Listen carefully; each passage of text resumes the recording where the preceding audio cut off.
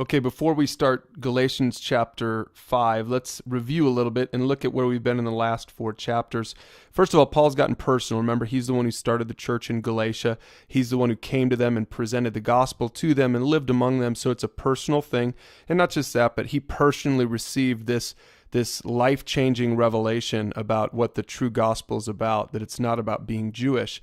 And then also he's gotten really theological in the last couple chapters. We've seen him lay out the theological point that we are saved or justified by faith through God's grace, and that it's a gift of God. It's not something that we can do or work for. And now he's going to, in the last couple chapters, he's going to get really practical here. He opens up chapter 5 here. He says, the gospel is for real, and it means you are free. Verse 1, for freedom Christ has set us free.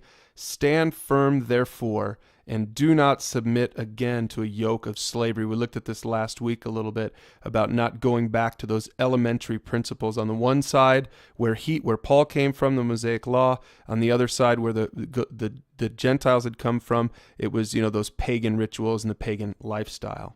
And now here's what he's saying. If you try to get to God through the law, then you miss grace. He says that in verse 4. You're severed from Christ, you who would be justified by the law. You have fallen away from grace. Because remember, that's what the Judaizers were trying to do. They're trying to say, hey, listen, you guys have to go through the law now. And Paul said, no, you don't have to go to that.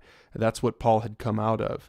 Now, he says this. He says his sort of summary statement is, through the Spirit, by faith, we hope for righteousness. Verse 5, he says, for through the Spirit, by faith, we ourselves eagerly wait for the hope of righteousness. Now, maybe you read this and this verse might kind of stick out at you and you think, wait, what does that really mean?